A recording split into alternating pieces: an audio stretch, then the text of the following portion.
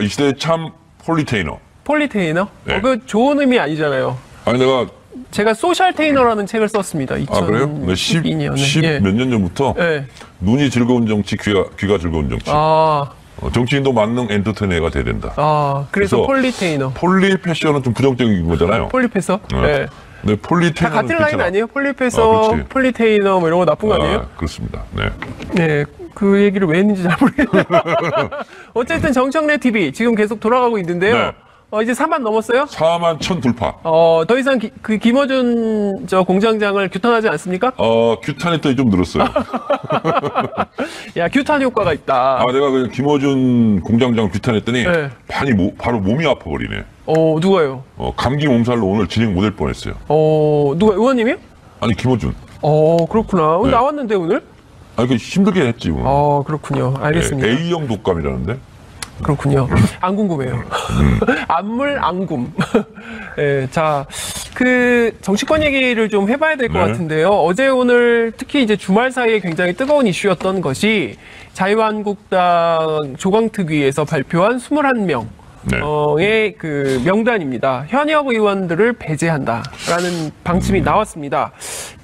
어떠세요? 21명 상당한 효과가 있다. 언론에서 아직까지 이런 분석은 아닌데 네. 장윤선 이슈 파이터 특종, 네. 단독 특종. 네, 좋습니다. 잠잠한 이유가 뭐 같아요? 잠잠한 이유가 뭘까요? 패자부활전을 노린다. 패자부활전. 네. 아직도 네.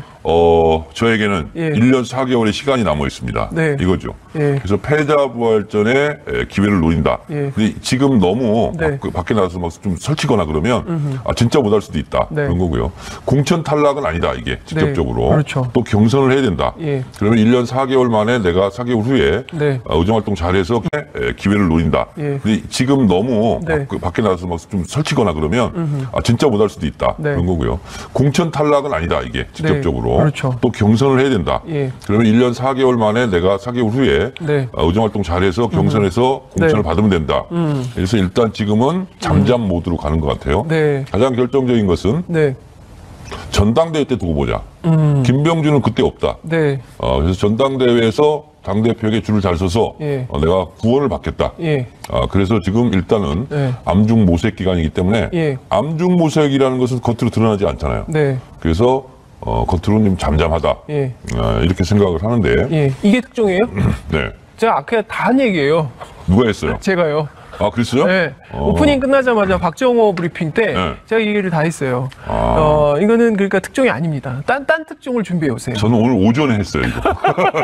정청래 TV에서. 그래요? 네. 전 요 얘기를 아침에 했어요. 김용민, SBS 정치쇼에서. 그랬구나. 그러니까 서로 지금, 자신이 특종이라고 주장하고 있는데, 근데 다 떠나서 제가 의원님께 정치인으로서 여쭤보고 싶은 게 있어요. 김용태 사무총장 있지 않습니까? 네. 이분이 사실은 김병준 비대위원장하고 손을 잡고 일을 했고, 그리고 또 김병준 비대위원장이 뭐 공사서 가리지 않고 그 김용태 사무총장을 천거한 것과 관련해서 당내에서 반발이 많다라는 비판도 있다. 그랬는데 김용태 사무총장을 친 거 아닙니까? 이게 어떤 정치적인 셀프 징계죠. 포석이? 셀프 셀프 징계. 그러니까 나도 스스로 내 목을 쳤다. 그러니까 당신들 조용히 있어라. 근데 나중에 김용태 의원 같은 경우는 구제를 받을 가능성이 높죠. 높다. 네, 그래서 지금은 예. 셀프 징계이다. 예. 이런 것이고 예. 본인 스스로도 지금 예. 당협위원장을 뭐 안 해도 네. 다음에 총선에 나간다 네. 하는 것은 변함없는 생각일 거예요. 그리고 설령 70 당협위원장이 교체가 됐는데 네. 현역이 21명인데 내가 총선에 문다가 이런 생각은 안 할 거예요. 어떤 방법을 통해서라도 총선은 나가게 된다. 예. 그리고 이미 사실 지난 지방선거를 통해서 이른바 이제 그 뭐 도의원이나 뭐 구의원이나 뭐 기초의원이나 광역의원이나 또 광역단체장이나 기초단체장이나 다 선거에 또 직간접적으로 국회의원들이 관여를 하셨을 거 아닙니까? 자기 손발은 다 이미 자기 갖춰진 라인이 거예요. 다 갖춰져 그럼요. 있는 거잖아요. 그렇기 때문에 다음 공천 받는데 그렇게 큰 문제는 없다. 경선만 하면 된다 이런 생각하고 있어요. 경선만 하면 된다. 자, 정치권 인사 중에서 네. 당협위원장이든 원외위원장이든 현역 국회의원이든 다음 총선에 나는 스스로 안 나갈 거야 네. 하는 경우는 두 가지밖에 없어요. 예. 하나는 감옥에 가거나 예. 하나는 정계를 은퇴하거나 둘 중에 하나다. 둘 중에 하나예요. 네. 무조건 다 나갈 생각이에요. 근데 정말 패자부활이 안 되고 네. 그리고 전당대회 때 뭐 뜻대로 안 된다. 네. 그럼 총선을 앞두고 자유한국당이 아니라 다른 당 간판으로 나가든가 차라리 무소로 나가든가 어쨌든 총선에 난 안 나가야지. 네. 이번에 대상이 됐으니까. 예. 이런 사람은 없을 것이다. 인적 쇄신을 했다고 봐야 됩니까? 안 했다고 봐야 됩니까? 한 것 같기도 하고 안 한 것 같기도 하고. 같기도? 네, 같기도입니다. 네. 같기도 청산. 네, 그렇습니다. 그래서 1년 4개월이면요. 정치권 지형이 엄청나게 많이 바뀔 수 있고 예. 그래서 지금 괜히 무난 소리 해가지고 진짜 영원히 아웃되는 것은 피해야 되겠다. 네. 그래서 지금은 몸을 낮추고 네. 승복하는 듯한 태도 이런 걸 보이고 있죠. 그렇군요. 재미있는 포인트가요. 지금 자유한국당이 그 일반 심사를 하도록 문을 열어놓은 곳이 유승민, 오신환, 이학재 선거구예요. 그러니까 이를테면은 바른미래당과 자유한국당의 통합을 염두에 둔 포석 아니냐 이런 언론의 분석도 당연하죠. 네, 당연하죠. 그러니까 합칠 거라고 보십니까? 당연하죠. 당연히 합친다. 왜냐하면 네. 바른미래당이나 민주평화당은 네. 총선 때 그 네. 이름이 안 나올 거예요, 이제. 왜냐하면 그 당 간판으로 나가는 것보다는 차라리 개인기 있는 사람들은 무속으로 나가는 게 득표율이 더 차라리 좋아요. 무속이 낫다. 당연하죠. 예. 그래서 바른미래당은 이미 엄청난 원심력이 지금 작동하고 있다. 그리고 이것도 제가 예측을 했었어요. 예. 손학규 당대표 단식할 때는 네. 움직임이 없을 거다. 너무 그럼 박절하다, 매정하다 네. 이런 예, 느낌이 예, 들어서 예. 정치고 손해니까 단식 끝나자마자 바로 그냥 바로 탈당 러시가 예. 이루어질 것이다. 이학재 의원이 끝이 아니다. 3-4명 더 있다. 아니 당연하죠. 몇 명이 더 갈까요? 제가 봤을 때는 과반수 이상 가지 않을까 이런 생각이 들어요. 바른미래당. 그러면 국민의당. 비례대표 빼고는 예. 비례대표 하태경 등등 특별한 사람 빼놓고는 예. 다 가지 않을까요? 하태경 의원 남는 거 아니에요? 하태경 혼자 지역구에서는 지켜야지 바른미래당을. 바른미래당을. 하태경 의원 잘하세요. 네. 그러면은 지금 그 당이 국민의당하고 바른정당이 합쳐진 정당 아닙니까? 그러면 그렇죠. 국민의당 출신들도 자유한국당으로 갈까요? 아니면 국민의당 출신들하고 하태경 의원만 가려고 남을까요? 호흡 조절하시는 분 있잖아요. 경유형 철새라고. 경유형 철새. 네, 이당저당 경유해서 가는 거. 예. 포이그젠플 네. 하여튼 그분 그분을 대신해서 그분을 대신해서 그분 때문에 마음 네. 상하신 분들 당을 대표해서 사과드립니다. 알겠습니다. 그 말씀이 너무 심하셔가지고 그분에게 상처받으신 분들이 많을 것 같아요. 상처도 받고 분노도 있고 이런 거죠. 네, 그렇군요. 근데 어쨌든 참 말이 하여튼 중요한 것 민주당. 같아요. 가는 말이 좋아요. 오는 그런 말이. 사람을 공천한 거에 대해서 예, 민주당 민주당, 예. 저도 민주당이지만 반성하세요. 진짜 잘못했어. 예. 알겠습니다.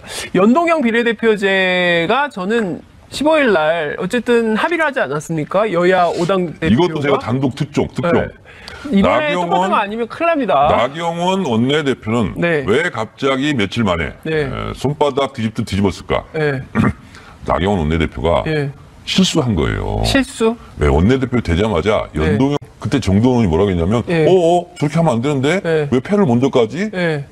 맞아요. 그렇잖아요. 예, 예. 그래서 가뜩이나 지금 민주당 욕하고 있는데 예. 야3당이 맞아요. 그 얘기 했어요. 예. 그러면 민주당이 자유한국당 믿고 하자고 할 텐데 네. 이렇게 얘기를 했어요.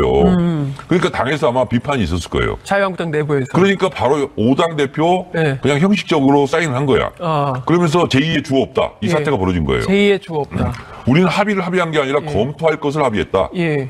그리고 문재인 대통령은 개헌에 대해서 내각제를 받아들일 건지 말 건지 명시적으로 입장을 밝혀라. 예. 안 하겠다는 얘기죠. 원포인트 개헌에 대한 입장을 먼저 밝혀라라고 얘기를 하고 있죠. 근데 권력구조 개편 문제 이런 것 때문에 지난번 안 집권 됐잖아요. 초에 안 됐잖아요. 예. 그걸 다시 꺼내면서 예. 개헌 얘기를 하는 거예요. 백도 하자는 겁니까? 그렇죠. 그러면 이것은 안 하겠다. 예. 주 없다 이런 거죠. 예. 그러면 단식은 풀었는데 그럼 배가 산으로 가겠네요. 그러니까 손학규- 연동형 비례대표제는 이제 그러면은 어떻게 되는 겁니까? 그러니까 이제 호흡으로 손학규 날아가는 대표가 닥쳤던 게 이제 만덕산 쳐다보는 꼴이 돼버렸죠.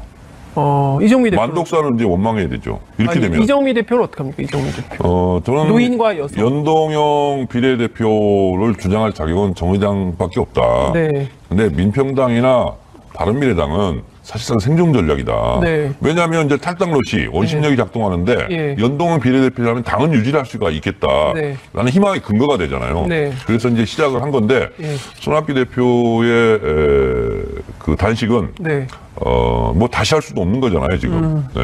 그러면 자유한국당에 의해서 네. 허망하게 끝날 가능성이 높다. 야, 그러면 이게 진짜 눈 가리고 아웅하는 격이 될 수밖에 없는 건데요. 아니, 저는 근데 이 합의안에 보면 1월 임시국회에서 합의 처리한다라고 되어 있고 정개특위에서 안을 마련토록 되어 있잖아요. 그러니까 저는 이 합의문을 보면서 네. 야, 이거야말로 대국민 속임수다. 이거야말로 대국민 속임수다. 대국민을 속인 당연하죠. 합의서다. 적극 검토 이거는 안 하겠다는 얘기예요. 1항부터 적극 검토예요. 적극 검토하기로 했어. 적극 검토 우리는 했어. 네. 이렇게 얘기할 수 있는 거예요. 적극 검토였지 언제 한다고 했어. 그럼요, 당연하죠. 이게 지금 나경원 대표의 그렇습니다. 얘기잖아요. 그렇게 나옵니다. 예. 방식 등에 대해서는 정개특위의 합의에 따름. 다수결도 아니고 합의예요. 그러면 선거제도 개혁 이번에 안 된다. 저는 지금 이 합의문이라든가 예. 나경원 원내대표의 발언을 보면서 예. 거의 물 건너갔다 이렇게 봐요. 근데 누굽니까? 심상정 정개특위 위원장은 일주일에 3번씩 회의를 열어서 어떻게든 연내 합의안 만들어서 내년 1월 임시회의 때 통과시키겠다라고 주장을 하고 있는데. 저는 연동 비례대표제를 찬성하는 사람이에요. 네. 누차 얘기하지만 예. 통과됐으면 좋겠는데 예. 이건 다 안 하겠다는 거예요. 적극 검토 안 네. 하겠다는 얘기예요. 네. 합의에 따름 합의를 안 할 거거든요. 자유한국당이. 그렇죠? 그다음에 석패율제 등 지역구도 완화를 위한 제도 네. 도입을 적극 검토. 이건 네. 검토만 해요. 예. 합의 처리. 예. 선거제도 개혁 관련 법안은 1월 임시국회에서 합의 처리. 예. 합의를 안 하면 못 하는 거잖아요. 사실상 이 합의안은 단식을 끝내기 위한 모종의 제스처였다 이렇게 봐야 저는 됩니까? 그렇게밖에 해석이 안 돼요. 네. 그리고 정개특위 활동 시한 연장. 예. 이거 연장하면 되죠 뭐. 예. 예. 그리고 개헌동의 시작하면 되죠 뭐. 저는 이 합의문을 보면서 예. 근데 어떻게 이런 합의에 그냥 합의해 주죠? 정치권의 합의문치고는 네, 참 허술하다. 아니, 허술한 정도가 아니라 네. 야, 이걸 가지고 어떻게 모든 언론에서 네. 이제 해석이 연동형 비례대표가 이제 도입되게 됐다. 라고 쓰냐. 그리고 톱뉴스에 다 나오고 야, 정말 근데 이걸 가지고 얘기하는 국회의원이 한 명도 없더라고요.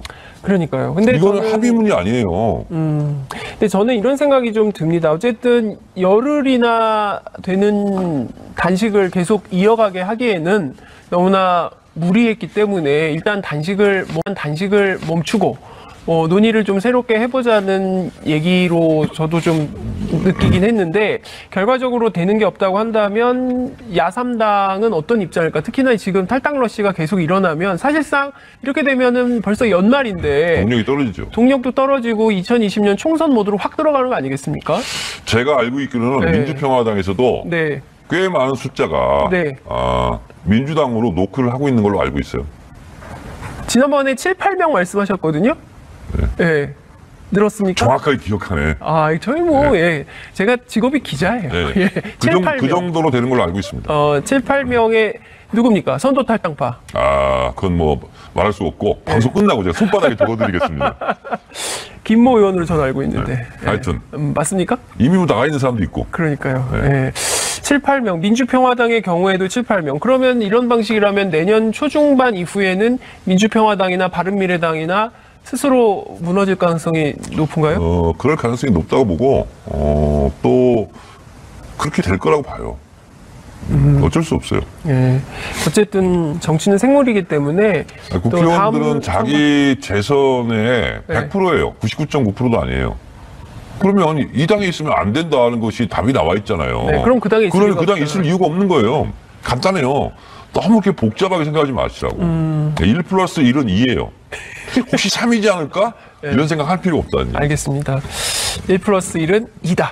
라는 진리를 네. 좀 말씀을 좀 들으면서 12월 임시국회에서 해야 될 일이 굉장히 많잖아요. 일단 열기는 열리는데 지금 다른 거 다 떠나서 유치원 3법, 산업안전보건법 이런 건 좀 통과를 시켜야 되지 않겠습니까? 이런 것도 안 하면서 자꾸 뭐 세비 올리고 의원 정수 올리라고 하는 것 자체가 국민들에게 부담을 주는 거 아닐까요? 올리라고 하는 것 자체가 국민들에게 부담을 주는 거 아닐까요? 채용비리 국정조사 네. 이것부터 지금 난관에 부딪혔죠. 네. 당연히 민주당이나 다른 당은 네. 강원랜드 이것도 포함해야 된다 이렇게 해야 되는데 지금 자유한국당이 과연 할지 모르겠어요. 네. 그리고 박원순 시장은 이게 불려나와서 좀 이렇게 모욕도 당하고 창피는 당하겠지만 별거 없을 것 같아요. 네. 근데 이제 이 자체로 그렇죠. 네. 자유한국당 같은 경우는 구체적으로 지금 기소가 돼서 재판까지 받고 있잖아요. 네. 할 말이 없는 거죠. 강원랜드의 그렇죠. 경우에는 걔가 나무란다고. 이거 자유한국당 이거 결코 유리하지 않다. 결코 유리하지 않죠. 정치적으로. 본인들이 일단 질르긴 질렀어. 네. 정적으로. 예. 근데 가만히 계산해 보니까 예. 자유한국당이 결코 예. 남는 장사가 아니에요. 네. 그러면 어떤 핑계를 대서라도 국정조사 특위 뭐 숫자는 9대9로 지금 돼 있더라고요. 네. 돼 있는데 요걸 먼저 봐야 돼요. 그래서 네. 탄력 근로제라든가 유치원 이런 거 있잖아요. 네. 그리고 김상한 대법관 후보자 인준 이런 문제는 종속 변수예요, 사실상. 네, 그렇군요. 국정조사 이게 되느냐 마느냐에 따라서. 어쨌든 뭐 지금 산 넘어 산이네요. 어쨌든 국민들이 지난 주말 사이에 그래도 뭐 선거제도도 개혁이 좀 되고 뭐 이렇게 저렇게 또 국회가 풀리나 보다라고 기대했는데 회의는 열렸으나 사실상 개점 휴업인 이런 상황이 될 가능성이 매우 높다. 저는 5당 대표가 네. 연동형 비례대표제에서 속보가 떴는데 합의했다는 거예요. 네. 야, 대한민국 정치사에 이런 일이 다 있어? 그리고 문희상 의장의 역할론 이런 게 막 언론에 엄청 그러니까요. 많이 나왔어요. 뭐 대통령을 뭐 비공식적으로 저는 만나고. 솔직히 있잖아요. 국회의장이 뭐 이런 거 가지고 예. 뭐 생명이 위독하다는 등 예. 생명이 뭐 지장이 있다 하면서 대통령 만난 것도요. 예. 저는 적절하 보이지는 않습니다. 솔직히. 그 국회의장의 언론 플레이가 너무 심했습니다. 네, 저는 심했습니까? 그리고 네. 어쨌든 그건 차치하고 네, 논외로 치고. 속보가 뜨길래 진짜 대한민국 정치사에 이런 네. 정천동리할 일이 있다니 한획을 라는 생각을 하게 네. 됐다는 거죠. 그날 곧바로 제가 실망을 시켜드릴 수가 없겠더라고. 그래서 그래서 참았다가 이슈파이터에 나와서 그렇죠. 이 속사포로 네. 이렇게 비판을 쏘고 계십니다. 네. 시간이 얼마 안 남았는데 이건 꼭 여쭤봐야 될 것 같아요. 지금 청와대 특감반원 있지 않습니까? 김태우. 네. 김태우 수사관이 지금 상당히 센 얘기를 막 하고 있어서 주말 사이에 조중동을 비롯한 보수 언론들이 몇 바닥씩 지금 기사를 쓰고 있습니다. 그렇지만 이제 청와대나 또 우윤근 대사의 경우에는 실명을 거론해서 이렇게 썼지만 실제 이것은 사실이 아니다라고 주장을 하고 있거든요. 태우 클테 어리석으로 크게 어리석다. 이런 생각을 합니다. 그분의 한자는 모르겠지만 라고 주장을 하시는 거죠. 그렇죠. 의원님께서. 네. 예. 왜 크게 어리석은 짓을 했다고? 김우겸 청와대 네. 대표에 조목조목 반박하는 기자회견을 네. 제가 오늘 봤어요. 네. 봤는데 네. 일단 이분이 피의자로 전환이 된 것 같아요. 네. 수사를 하고 하면 네. 뭐 밝혀지겠죠. 네. 근데 제가 봤을 때 청와대에서 이런 건이 나오면 뭐가 캥기는 게 있거나 구리거나 그러면 네. 이 정도로 세게 못 나오거든요. 근데 이렇게 나오는 걸 봐서 네. 제가 봤을 때는 네. 청와대 김우겸 대변인이 하는 말이 맞을 가능성이 예. 대단히 높다. 예. 이렇게 보고 예. 크게 어리석은 짓을 했다 이런 생각이 들어요. 근데 어쨌든 이제 본인의 문제가 있지 않습니까? 그러니까 뭐 골프 의혹도 그렇고요. 그리고 또 마치 청와대가 감찰하는 것처럼 했지만 실제로는 본인 지인의 예. 수사를 경찰에 이제 확인하거나 알아본 뭐 이런 부적절한 내용들이 있었던 건데 뭐 일각에서는 뭐 승진했다는 얘기도 있었지만 검찰로 원대 복귀하고 검찰에서 이제 징계도 받고 뭐 조사도 하고 막 이래야 되는데 야, 이분이 검찰 수사관이에요? 라고 알려져 있죠. 네. 예, 경찰이 아니라? 예, 검찰 수사관으로 알려져 있죠. 검찰. 그래서 검찰로 돌아가지 않았습니까? 그런데 어쨌든 지금 이제 우윤근이라는 이름, 이제 여권의 고위 관계자 이름이 딱 나오면서 이게 끝이 아니다. 굉장히 많은 비위 사실을 알고 있다. 굉장히 여러 갈래로 지금 확대가 좀 되고 있어요. 그래서 중요한 포인트는 이것을 그 야당에서는 이 제2의 그 십상시 사건이다라고 비판도 하고 있습니다. 네, 이런 게 이제 시간차 공격이에요. 시간차 공격이다. 왜냐하면 예. 진실이 밝혀질 때까지 논란이 있잖아요. 네. 그리고 어쨌든 청와대에 상처를 주는 거죠. 이제 이런 게 문제죠. 그러니까 이게 이런 일이 제 예언과도 좀 비슷한 건데 네. 제가 몇 주 전 판도라에서 이렇게 얘기했어요. 뭐라고요? 대통령 지지율이 떨어지면 문건 파동이 생길 거다. 반드시 그렇거든요. 예. 정권의 지지율이 높다 좀 떨어지잖아요. 예. 그러면 이렇게 문건 유출 파동이 꼭 생겨요. 2014년 11월에 십상시 파문이 있었을 때 문건 유출이라고 했었습니다. 네네. 박근혜 정부에서. 네네. 그리고 그때 그 국기문란이다. 우병우 수석 네. 국기문란이라고 하고 그때 이제 그 화살이 갔던 사람이 조응천 네. 비서관이었죠. 공직기강 비서관. 그래서 지금 뭐 제2의 박관천 대자뷰다. 예, 자유한국당은 박관천. 이렇게 네. 공격을 하고 싶을 텐데 네. 박관천 그분도 거의 무죄 받았을 거예요. 네, 조응천 맞아요. 당연히 무죄 받고. 네. 그런데 이제 이런 경우는 좀 다른 경우 같아요. 근데 지금 왜냐하면 본인의 비위 사실 이런 게 뭐 그때는 연루가 안 됐었잖아. 네, 그렇죠. 조응천이나. 예. 근데 이분은 이제 어쨌든 그런 뭐 무슨 법이라도 위반했을 거 아니에요. 그때는 그 조응천 그리고 박관천의 경우에는 당시에 그 실제로 그 국정농단에 해당하는 비위 사실을 확인하고 그 첩보 내용을 보고했는데 그 내용이 이제 관철이 되지 않고 오히려 역으로 문건 유출 파문으로 만들었기 때문에 권력에 의한 희생자다라는 주장을 했는데 김태우 수사관의 경우에는 어쨌든 그런데요. 그러니까 청와대에서 그런 얘기도 하더라고요. 김태우 수사관이 수사할 수 있는 범위를 넘어선 거다. 그러니까 이를테면 지금 국회 사무총장의 경우에는 청와대가 감찰할 대상도 아닌데 했다. 그래서 이것을 보수 언론이 뭐라고 보도를 하고 있냐면 지금 대대적으로 뭐 무슨 검찰이 됐든 어디가 됐든 이른바 이제 민간인 사찰 수준의 정보 수집을 하고 있는 거 아니냐라는 의혹도 지금 제기가 되고 있어서 일파만파 지금 아주 다양한 가지로 논란이 확산되고 있는 분위기예요. 그러니까 이제 이것이 좀 갈래를 정확하게 좀 잡아야 될 필요는 있을 것 그러니까 같습니다. 본인의 감찰 이해 그 목록도 지금 뭐 네. 2차로 뭐 지금 뭐 제보하고 뭐 이렇게 하겠다. 하더라고요. 네, 네. 그러니까 이제 본인도 이제 막 가자는 것 같아요, 지금 보니까. 이쯤 되면 막 가자는 거다. 그런 거죠. 예. 그래서, 예. 근데 문제는 이제 이것이 진실이 밝혀질까 1년 이상 이제 이게 끌어야 되는 문제잖아요. 재판을 통해서 대법까지. 네, 예. 이제 그런 게, 네. 어쨌든 청와대로서는 안 좋은 거죠. 근데 이제 이거에 대해서 또 요구할 거 아닙니까? 그러니까 그때처럼 국정조사를 해야 된다. 정치 공세 또 이제 하겠죠. 예, 그리고 또 지금 나경원 대표가 뭐라고 얘기했냐면 국회 운영위원회를 당장 소집해가지고 이 내용의 실체적 진실을 분명하게 밝혀야겠다라고 공세를 하고 있습니다. 뭐 당연히 야당으로서 이렇게 할 수밖에 없는 거고, 네. 뭐 당연히 이렇게 하겠죠. 네. 입당을 바꿔놓고, 예. 예를 들어 누가 청와대에 있었던 특감반 네. 직원이 나와서 이렇게 폭로를 했다. 네. 그러면 저희가 야당이라도 당연히 그것을 할 거예요. 그래서 청와대에서 정면 돌파를 선택한 것 같아요. 네. 있는 그대로 밝히고, 그리고 어쨌든 여론의 추이를 보려고 하는 것 네. 같아요. 예. 왜냐하면 대법한 것까지는 1년이나 남았으니까, 네. 1년 이상. 네. 그래서 그런 부분은 뭐, 김의겸 대변인이 나와서 잘 조목조목 비판하더라고요. 네. 자, 그런데 이런 것 같아요. 그러니까 지금 굉장히 어수선하거든요. 그러니까 올 초부터 시작해서 최저임금 논란부터 시작된 경제 관련된 것. 그러니까 아무리 양극화 문제, 그리고 경기 둔화 흐름세 쪽에서 어쨌든 그 소득 하위 1분위 혹은 2분위 계층에 필요하다 이런 논쟁부터 시작을 해서 뭐 이런 청와대 비위 사실이 폭로되는 것에 이르기까지 그러면서 이제 대통령 지지율도 하락을 하고요.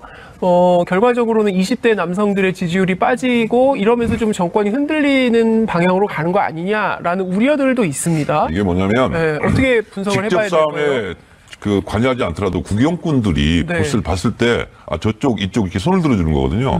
근데 지금 어쨌든 대통령 핵심 코어 지지층은 분열돼 있어요. 자유한국당 공세에 지금 적극 대응을 못 하고 있거든요. 대통령 핵심 코어 지지층이 분열돼 있다고요? 분열돼 있죠 지금. 민주당 그렇지 않습니까? 이재명 지사 논란 관련해서. 네, 이재명 지사 논란 관련해서. 그래서 방어를 절대적으로 못하는 게 하나 방어가 있고요. 안 된다. 또 하나는 뭐냐면 이게 언론전, 여론전, 네. 심리전에서 지금 많이 좀 우리가 밀리는 것 같아요. 왜냐하면 민주당이? 왜 그러냐면 적극적으로 경제는 심리라고 그러잖아요. 예를 들면 이런 거예요. 자영업자들이 문재인 정부에 등을 돌렸다. 최저임금 때문에 그렇다. 이것은 페이크 뉴스거든요. 왜냐하면 470만 자영업자 중에서 네. 75%는 그 고용이 없어요. 나홀로 자영업이거든요. 네. 그럼 최저임금과 아무 관계가 없잖아요. 네. 그런데 마치 470명 전체가 문재인 정부에 등을 돌린 것처럼 예를 들면 이런 식으로 여론을 호도해버려요. 그 프레임을 그렇게 만들고 그게 공격을 아니다. 한다는 거죠. 실제로 최저임금을 줘야 될 대상, 네. 그 노동자를 고용하고 있는 게 25%밖에 안 된다. 네. 거기에 대해서 이런 고용 대책이 있다. 네. 적극적으로 방어해야 되거든요. 그러면 그렇구나. 이렇게 되는데 마치 뭐하고 똑같냐면 노무현 대통령 때 있잖아요. 종합부동산세, 예, 종부세. 해당자는 강남 몇 명밖에 안 돼요. 맞아요. 그런데 종부세가 전체가 세금 그런 폭탄이다 것처럼. 그러니까 전체 국민 세금 내는 사람이 다 우리한테 늘어요. 세금 폭탄을 내리는 거야. 라고 심리적으로 그렇게 가버리는 거예요. 그러니까 세금 많이 올리네? 세금 폭탄이네? 종부세 가지고 그렇게 한 거예요. 네. 지금도 그런 거예요. 그럴 때는 지지자들이 적극적으로 옹호하고 네. 지지자들이 적극적으로 옹호하고 네. 방어를 해야 되거든요. 네. 댓글이든 뭐든 간에. 예. 근데 그것을 지금 뭐 거의 트위터가 못하고 있는 됐든, 예. 무방비 상태예요. 그러면 당내에서 좀 뭔가 긴급 경계령을 내려서 우리가 지금 비상이다. 당내에서 좀 그런 액션을 취해야 되는 거 아닙니까? 우리가 좀 지지자들이 단합을 해서 지금 여러 가지 정책들. 그래 지금 안 돼요, 지금. 안 돼요? 안 돼요. 왜 안 돼요? 하여튼 지금은 아무리 왜안 얘기해도 되는지 안 들어.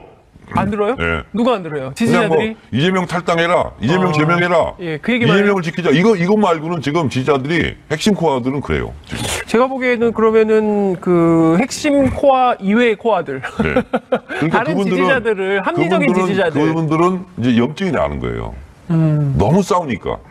아이, 뭐야, 맨날 똑같은 거 가지고 왜 그러니까요. 이래? 이런 그러니까요. 염증이 난다는 거죠. 그러니까 이제 싸움 구경하다가도 네. 지겨우면 네. 싸움 현장에 그냥 이탈하는 거예요. 예, 아유, 자기들끼리 싸우거나 말거나. 그래서 저는 이렇게 된다는 이것이 겁니까? 가장 큰 심각한 위기다.